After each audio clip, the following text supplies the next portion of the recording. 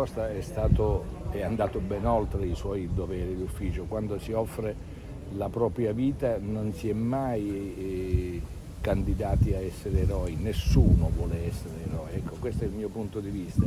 E anche Falcone e Borsellino volevano essere eroi, facevano il magistrato fino alle estreme conseguenze.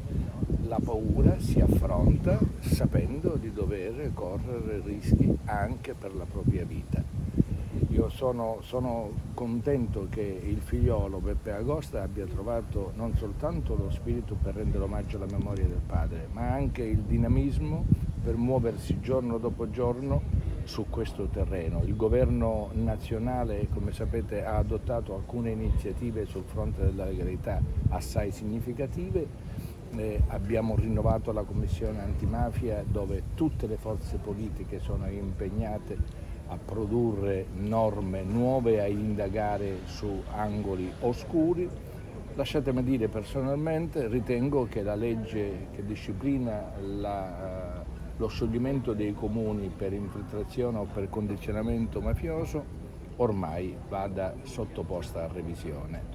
Sono tante le contraddizioni, sono tanti i paradossi e ne ho parlato proprio in sede di governo l'altro giorno. È una legge che non produce più gli effetti per i quali venne concepita. Se un comune è sciolto per mafia, viene sciolto dopo il commissariamento per la seconda volta e viene sciolto dopo il commissariamento per la terza volta, c'è qualcosa che